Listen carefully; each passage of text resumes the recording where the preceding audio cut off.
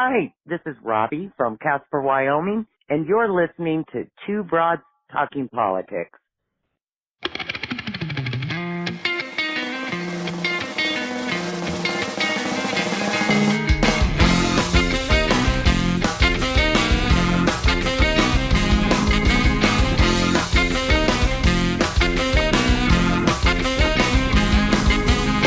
Are you listening? Everyone, this is Kelly with Two Broads Talking Politics, and I am on today with Matt Pearce, who is a reporter for the LA Times.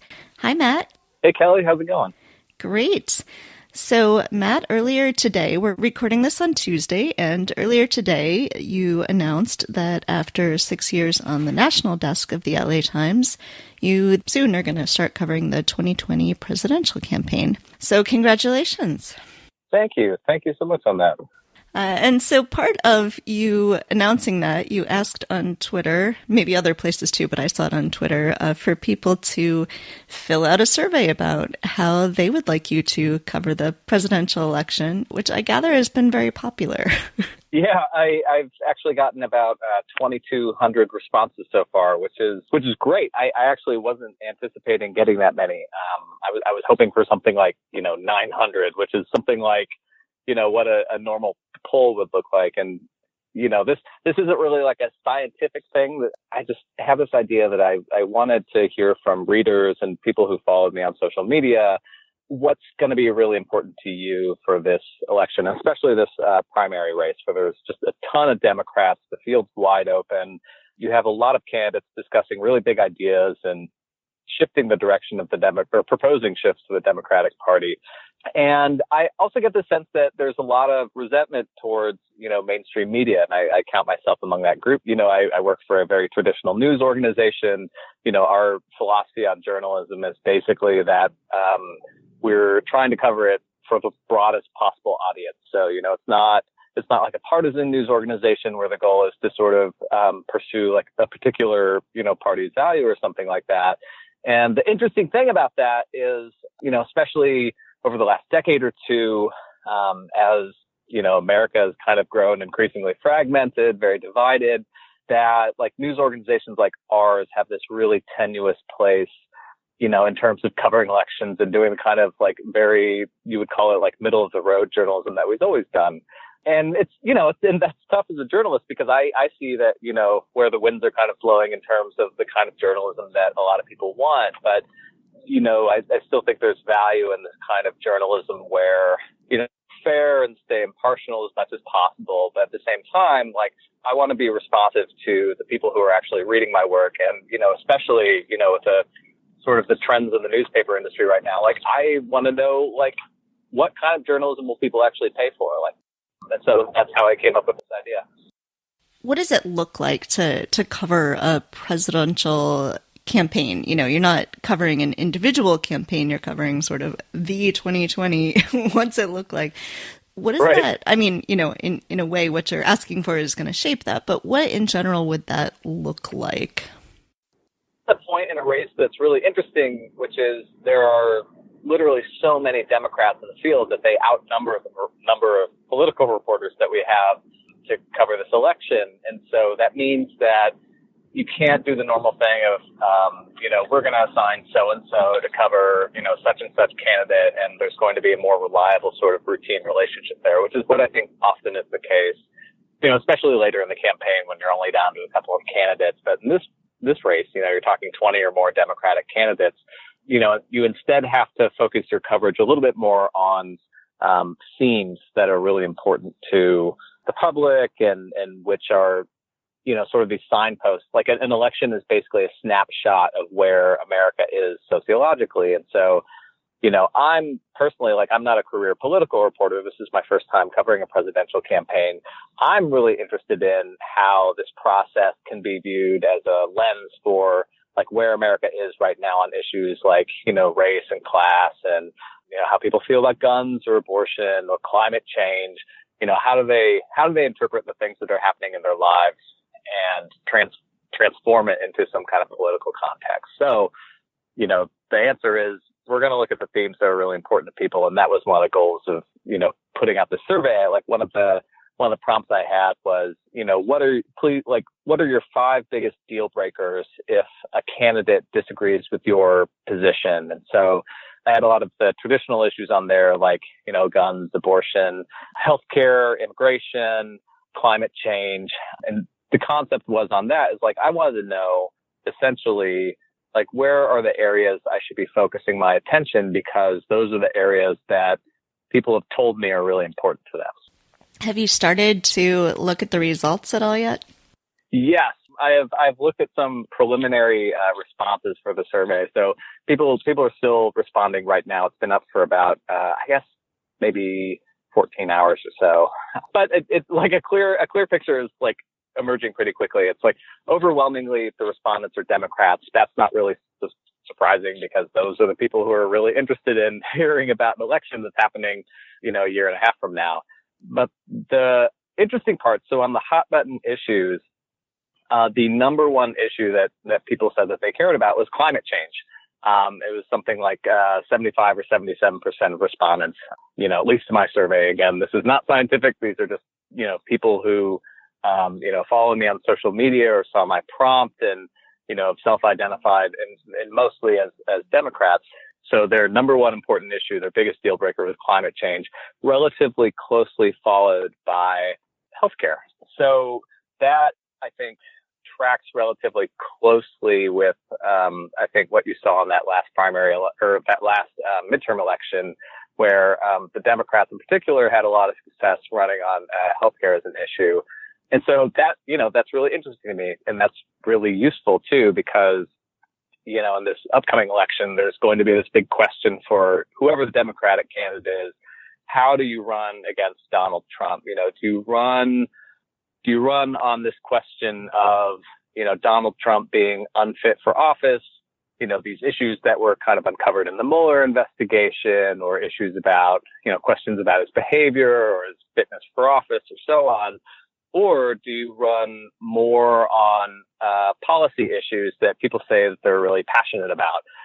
Do you instead focus the race more on, the values that are really important to you, rather than, sort of a more oppositional view of, who's going to be the candidate best positioned to, knock Trump out of the White House? I mean, I think a lot of Democrats would say they want both. And I think candidates would want to have both. But I'm like, as a journalist, I'm very interested in how regular people sort of frame that decision with themselves, because it's also like that sort of decision, deciding what kind of values are really important to you and how you want that to be translated into the vote you cast. Like, that to me is really interesting for what it says about people in the U.S. in the year 2020. One of the questions you asked that I found fascinating, because I hadn't thought about it that much, was how you decide who you're going to focus on. So with such an enormous crowd of Democrats, clearly right. This is something where you can't possibly be writing about all of them all of the time, or it just becomes completely unwieldy. And so I thought it was interesting that you asked about, are these good proxies for figuring out who we should be writing about, thinking about, or are there other metrics? Did you start to get a sense from the survey about how people were thinking about how to sort of winnow down that crowd? Yeah, that was really interesting too, because I was genuinely curious about that. There are too many people for us to actually have the resources to cover every single one of the candidates exactly equally, right? And so that means that our editorial judgment comes into play. We have to make a decision about, who is going to get our time and our effort and our print space and our web space. And that's the part where I feel like, a lot of voters can have like a really contentious relationship with the media, because we're traditionally seen as gatekeepers. If we give a lot of attention to one candidate, that could be perceived as, the media is supporting so-and-so, they're in the tank for so-and-so, they want so-and-so to win. And that raises a lot of questions about, are you really giving voters a fair shot? Because you're not giving the same benefit to a different candidate who, those particular voters might have an agreement with. And so I wanted to know, I wanted to ask people, Okay, so we have these metrics that we use to evaluate the popularity of a candidate. There's only one metric that actually counts, and it's how people vote on voting day. But, before then, we have all this time where, everybody's trying to figure out who to pay attention to, who to donate money to, whose rallies to go to, who are you going to volunteer for? If you're a voter or if you're an activist, you're kind of presented with all these options and you're having to make decisions about where are you going to spend your time, where are you going to spend your money.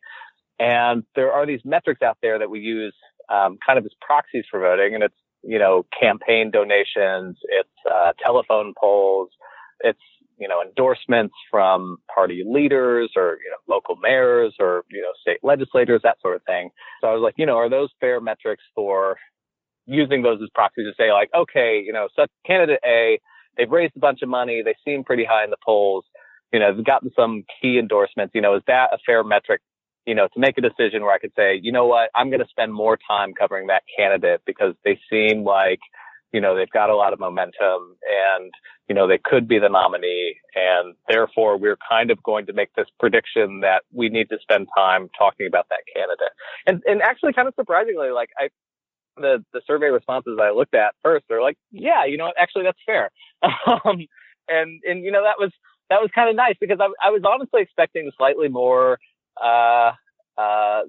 cynical answers, I guess, because I think a lot of people, especially a lot of Democrats, came away from the 2016 race with some pretty hard feelings because Bernie Sanders supporters felt like, the Democratic Party elite and the media were, tilted against him. And so there was a lot of that sensation of, is the system really fair? So I was expecting a little bit more pushback than I got. I will say the comment that I got a lot of from readers and people who responded to me, especially on Twitter, was, over and over again, pay attention to the women candidates. And I very quickly got the sense that there is a sentiment out there that people feel that already in this race, candidates such as like Elizabeth Warren have not gotten the amount of attention or the type of attention that candidates like Pete Buttigieg and Beto O'Rourke have gotten, which I think is a fair criticism because, Elizabeth Warren's one of the most qualified candidates in the field. She's rolling a lot of detailed policy proposals out. She seems like she's got quite a bit of support among, pretty knowledgeable party activists and people like that. And so I think a lot of her supporters or supporters of other candidates, look at the coverage they've gotten and then compare that to kind of like really glowing coverage that Pete Buttigieg has gotten over the last month or so in particular and say, something weird is going on here. And how do we know if it's, sexism or not? It's media like spending a lot of time looking at Pete Buttigieg because they think that, because he's a white man, he's got kind of like these markers of privilege that, we're treating him as somehow more presidential seeming than other candidates who are women. And so that was a comment that I got a lot of today. I will add that, this is one of those areas where the poll question, it's kind of like there's a tension there because, at the same time, you look at someone like Warren, she's not polling as strongly as, candidates like Sanders or possibly Biden, who hasn't announced yet. He's probably going to announce. And so it's really tough for like me as a journalist to try. How do I make a sort of determination when I'm making like decisions about who I'm going to go fly and go see and follow around on the campaign trail? Am I following a particular candidate around? Do I have some kind of hidden bias or kind of implicit sexism by paying attention to male candidates more than female candidates? Or is there a more objective way to say, so-and-so deserves more coverage than another candidate? So that's already like one of the issues that I'm spotting in sort of these early survey responses. Yeah, it's funny. I think we're starting to notice that a lot of people are writing articles about that. And, I think I, for one, am sort of getting frustrated that there's a lot of articles about how the women aren't getting as much coverage. And I'm like, you could be spending that space just talking about the women. Yeah, it's true. And I think that's something that I'm trying to think about, too. So, again, as a sort of brand new campaign reporter, I'm trying to think about, I want to if I can, try to get away from the sort of very meta framing of, this is what the media is talking about. Why aren't we talking about candidates like this? Because it feels a little circular for exactly that reason that you just said, where, you could just write, if the story is, why isn't Elizabeth Warren getting more attention? Other candidates are being treated. You could just write a story saying, like, look at, Elizabeth Warren's policy proposals and her experience and so on. And I think, as a traditional reporter, it's like I have all these resources that I think, I work for a company that can afford to like fly me to Iowa and put me in a hotel. And, it allows me to go run around and interview a lot of voters and maybe get time to talk to the candidates or look through some documents that might be relevant to, a story about a candidate. Like, that's something that I can do as a journalist. But we have now like this great expansion of media where, anyone can have a podcast, anyone can, I won't say anyone, but, a lot it of people feels have, that way lately. right. It's like a lot of people have podcasts, a lot of people are on social media. Like, there are a lot of people who, now have the ability to sort of talk publicly about the way that traditional media is covering, the election. And, I'm wondering, is it the best use of my time and my like resources to, try to sort of outsmart, other people's coverage of, a particular candidate? Or am I better off taking a sort of more earnest, straightforward approach to, like, I'm just sort of going to look at the candidate that's right in front of me and look at the voters that are right in front of me and try to focus on that rather than, really kind of getting sucked into, I guess, what I would call the narrative about a particular candidate, or a narrative about, who's up and who's down and who's winning. Because that was one of the other things I saw in my survey, is that people absolutely dropped dead, said that they hated horse race journalism. They didn't want it. And that was, very, very clear conclusion from the sort of the responses I've seen from my reader survey. And so I'm sort of thinking about, what are effective ways that I could not do that thing that everyone has told me that they've hated. So I think that you should focus on what voters in Chicago think, because nobody comes to Chicago. Oh, yeah. And that's a really interesting thing, too, that I'm very interested about this election, because I grew up in a small town in Missouri. In my community, it's like it was very Republican. And so now I've moved to like very big, Los Angeles, very liberal, surrounded by liberal people. And, my sense still of like having that experience in my own life is I'm very interested in rural Democrats, for example. We like last election, we had a lot of stories about Trump voters and diners in small towns in Ohio. And, you look at a lot of those counties and those places and you realize that 40% of the people voted for Democrats in those precincts.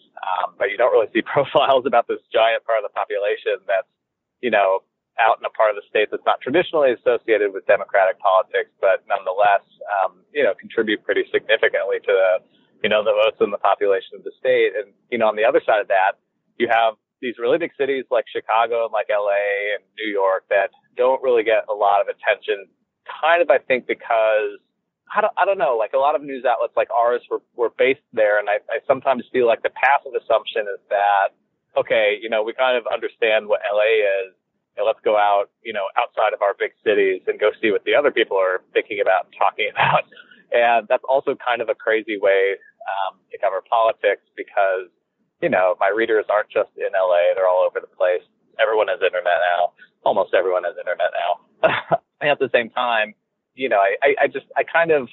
I sense that a lot of people are frustrated with, these big gaps in who is perceived as an important voter. And this primary will be interesting for challenging, I think, some of those assumptions, because it's going to be a really big race for the Democrats. There's a lot of candidates that could stretch out for a long time. And there could be a lot of races in a lot of states that, perhaps are not normally contested. If this race somehow goes all the way to the Democratic convention. And that could be really interesting. You could have a lot of Democrats in states that are not early voting states and which are red states, who have the opportunity to have, for once, a decisive voice in the election that's coming up. And I think that's really interesting, because those are people who probably don't get asked their opinions about things very much, but, who exist all the same, and who, I don't know, I think they also have a pretty acute view of, what's happening in America right now, and what's happening in their communities, and what are the issues that everyone should be paying attention to. And so I think that in a way is a journalistic opportunity to explore parts of America that, otherwise, don't really get paid attention to that much. Yeah, and I know there's stories of, so people in Chicago, I'm in Chicago, so this is where I think, but, it plays itself out all over the country, but, lots of people in Chicago are from other parts of the Midwest. I grew up in small town Ohio and, and have ties to those places and are going back to those places now that they're sort of woken up to the importance of political activism. And so, the idea of like, yeah, I'm going to go to Ohio and knock doors. I'm not going to knock doors in Chicago, but I know that votes somewhere else matters. And I think that that's a story that, we saw in 2018, but is sort of probably going to be extremely important in 2020.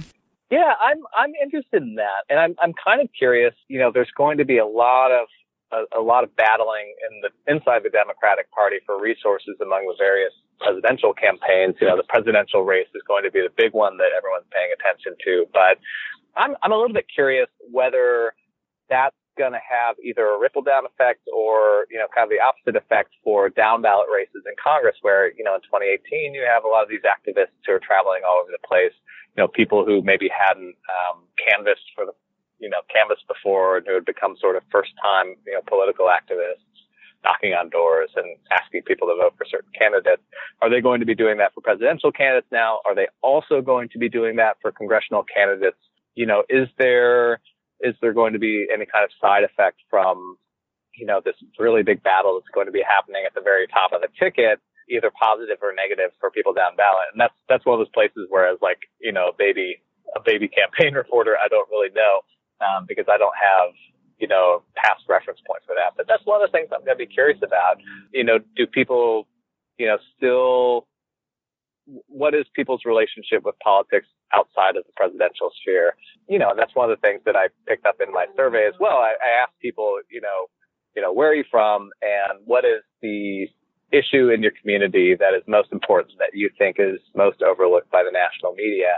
It turns out there's a lot. And, like one of the things I heard over and over again is that, especially for respondents in cities, housing prices is overwhelmingly was a response that I got to that question. It's not, housing is, not normally seen as some kind of hot button, presidential topic of discussion, but housing and homelessness also, where like over and over again cited as examples of, this is the biggest problem in my community that, the media is not talking about. So that makes me curious, what can that be somehow affected by this presidential election? Like, is there some way that I can make, housing issues in particular, topic for discussion among presidential candidates that I'm interviewing? It's this local issue that people are telling me is massively important to them.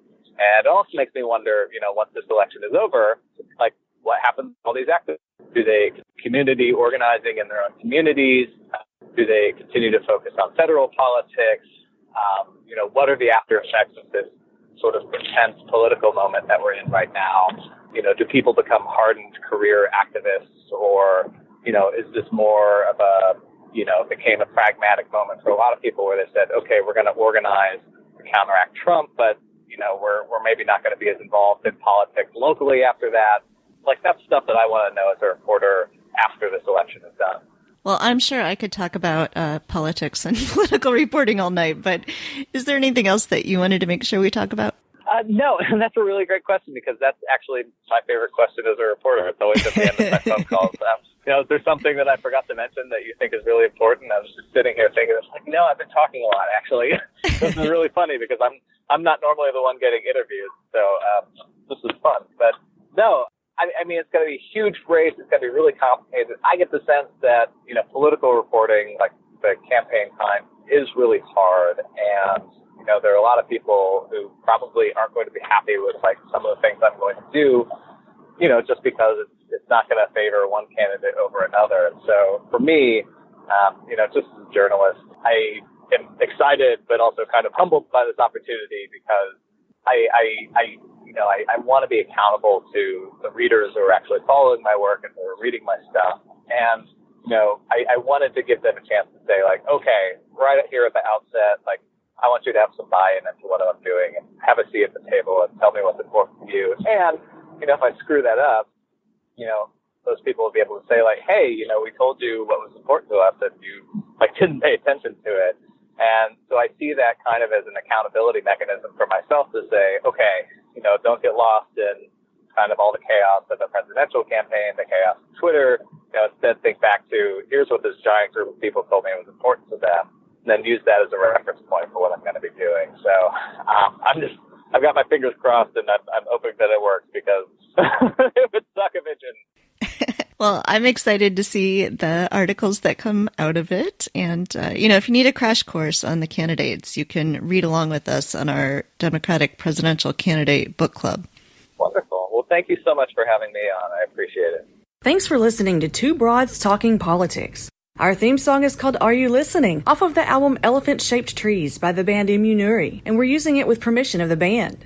Our logo and other original artwork is by Matthew Wethlin and was created for use by this podcast.